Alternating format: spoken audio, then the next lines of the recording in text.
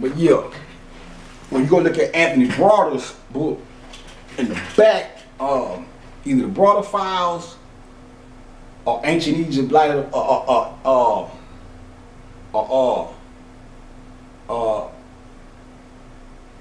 Nile Valley Contributions to Civilization. He has a picture of his daughter with for Halloween she was dressed up as Nut. Nut is the starry sky, the nighttime sky.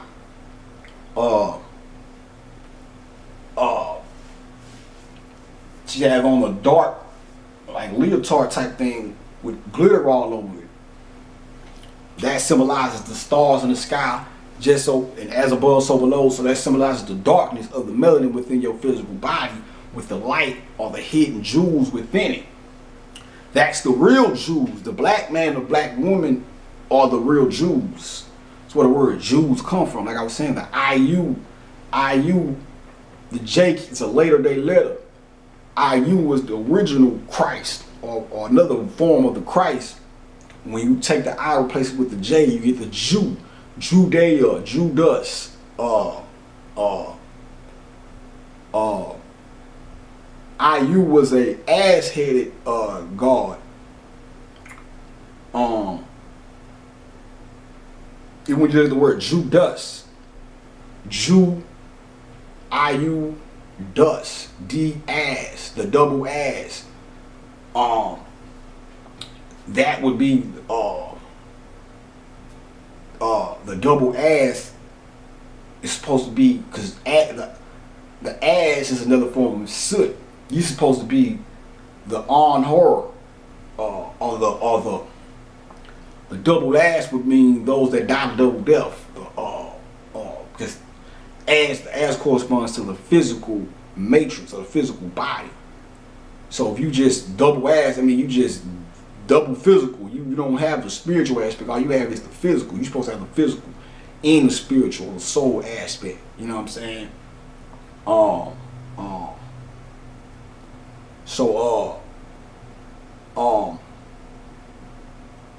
That's what the whole that's the real hidden treasures of melanin. I will give thee the treasures of darkness and hidden riches of secret places. The secret places being the darkness or the melanin where the light resides at. The Lord which called thee by thy name, the God of Isis, Ra-El. So yeah, man, and that's what Osiris symbolizes. The Lord of the perfect black. The Lord of the perfect black. Because that's another thing all these things represent too. Osiris and Soot, Anubis, all these things symbolize melanin. Osiris, something else I want to touch on with that, with the Osiris and the melanin thing.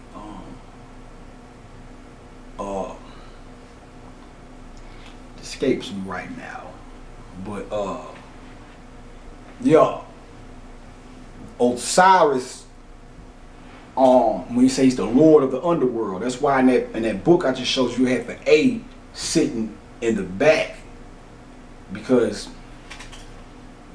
the sunken place that sits in the back of the head, it's in the sunken part of the back of your head, is where this heavily concentrated area of melanin sits at. And the father represents or Osiris represents, if we was to break it down in the past, present, and future, which is all one and the same, but Osiris would symbolize the past. The father, the son, would represent the future or the new birth. The melanin, or that highly concentrated memory bank back there, or the Akashic records, which is your cosmic memory. Memory refers to the past, all the things that have been. So That's the Lord. That's the Lord of the Perfect Black, Osiris, who's the Lord of the underworld. Underworld being the dark melanin within you, because that's the most important melanin, not just the melanin on your top, the top layer of your melanin. That just that's the part of you that receives light codes from all the stars, and which is another part of another, in the words of Michael Jackson, another part of me. You know what I'm saying? It's just a outward extension of you, but you receive all these light codes from these stars and the sun and the moon and all that. The melanin protects you from the radiation of the sun. It filters out all the things that causes cancer in the people that are not as melanated as us, either Caucasians, and at the same time perceives information from the cosmic bodies or the stars and all that. That's the top layer of melanin.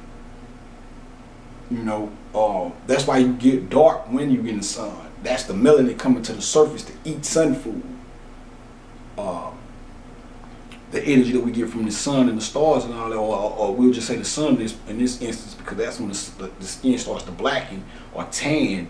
That's the melanin coming to the top of your flesh to eat these light codes, or to eat this sun food, as it's called.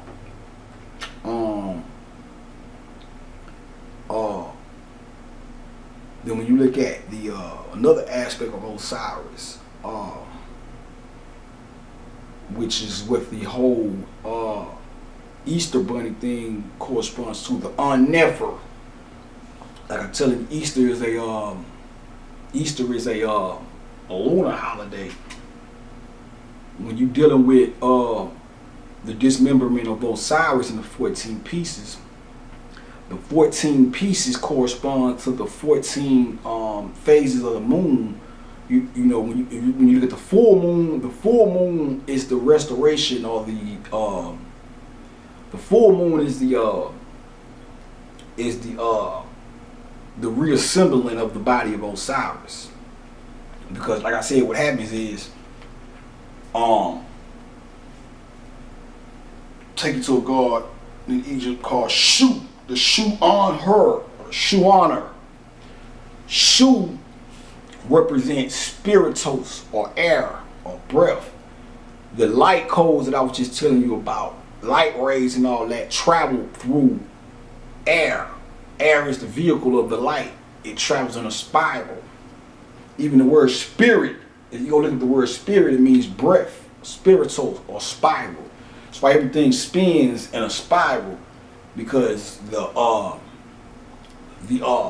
vehicle, or the air, or the wind or whatnot that lifts everything up or carries everything spins in a cycle, on a circle.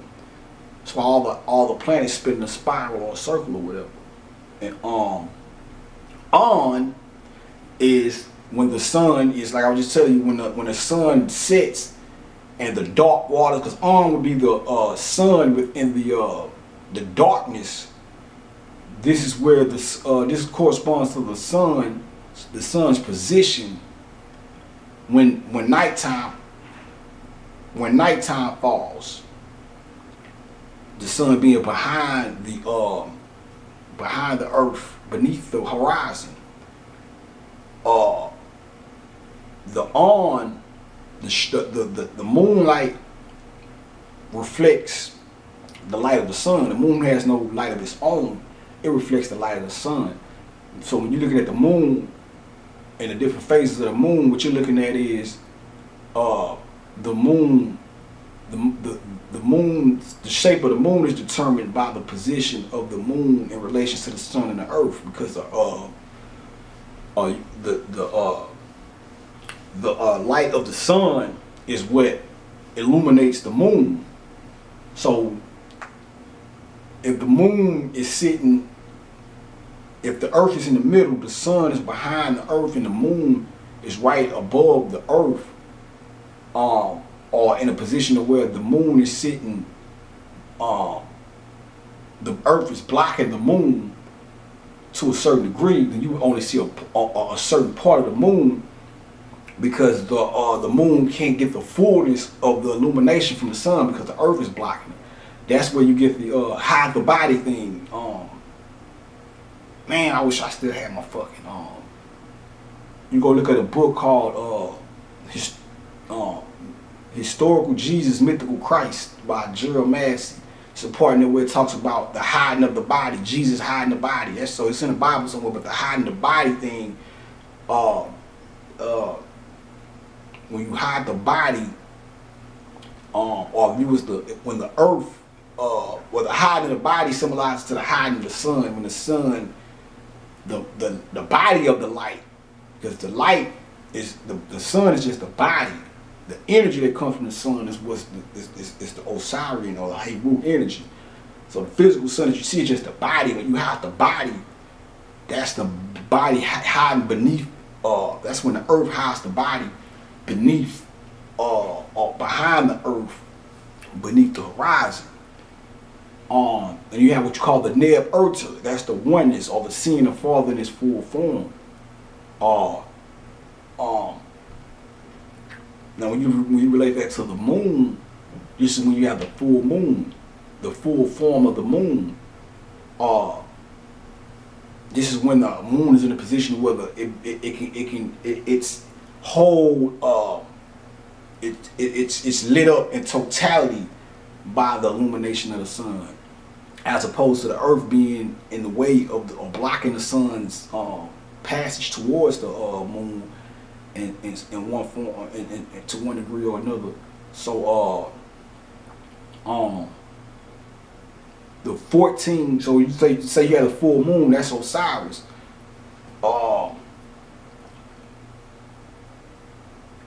After 14 days after the full moon becomes a half moon, or the crescent moon, that symbolizes the dismemberment of Osiris. The 14 days corresponds to the 14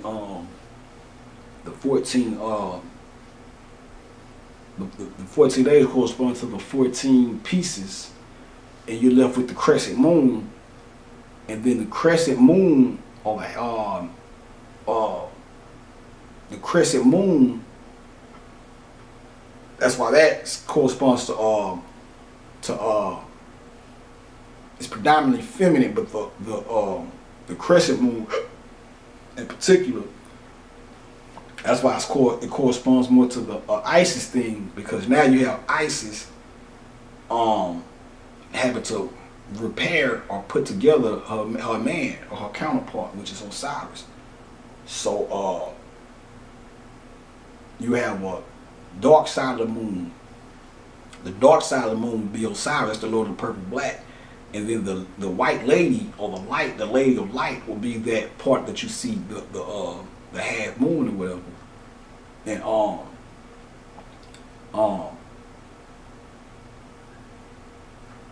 the shoe on her, the whore is the light. The on is the I was telling you that relates to the position of the sun. The Osiris Nu. On Nu, or noon, is the dark water of noon. Osiris is the golden light, represented by the sun. The Aon, the An, the A corresponding to Osiris, the N corresponding to the Nu, the On, or the O. Sometimes it's spelled Aon, A-N, sometimes it's O-N. But that corresponds to the sun. After it sits beneath the earth. The Shu symbolizes the light that symbolizes the air that carries the light up on, or carries the whore or the light through the air or whatnot, or carries the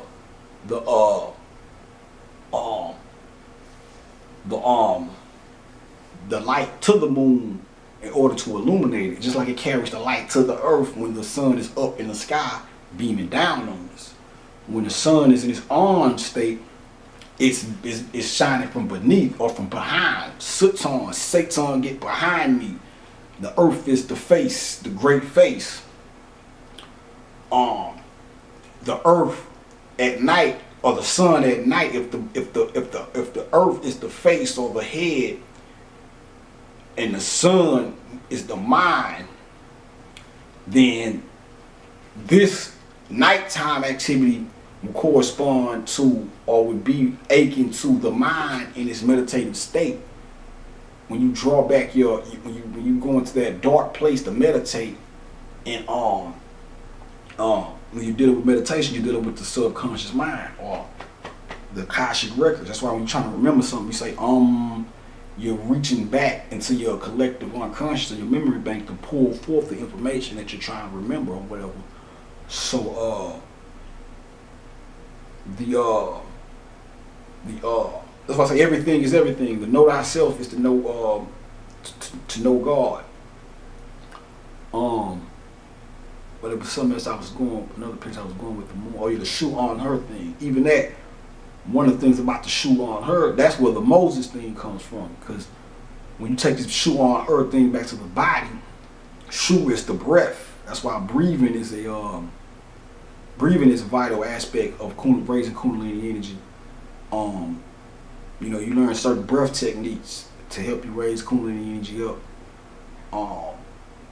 Kundalini energy would be the whore, the her, the shoe on her, and the on would be the Kundalini energy when it goes into the pineal gland, which would be the darkness, and the back of the head, this collective unconscious or whatever.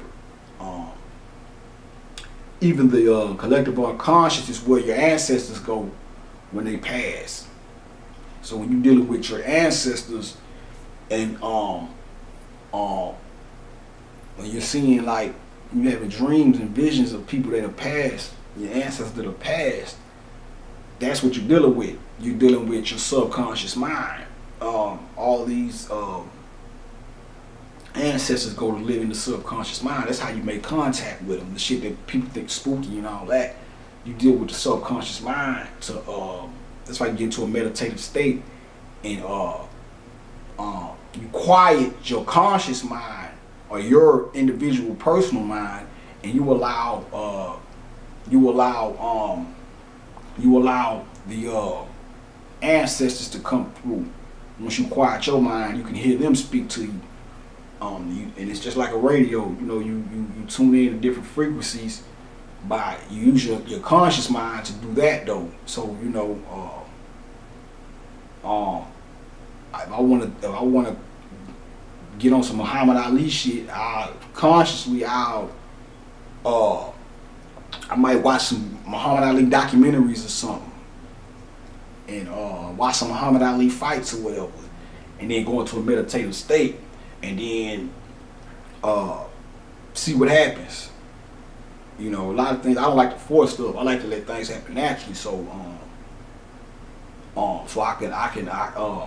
that's why I like, with me, a lot of my transmissions come through symbolism. So, you know, I'll be thinking about something right now. It's just like right now, I'm doing this. I might step outside and a whole lot of stuff that pertains to what I'm saying right now to y'all will start happening outside or whatever. You know what I'm saying? Because like I was just telling you, the subconscious mind projects these what happens. We're the sole controllers of this. You've been enslaved and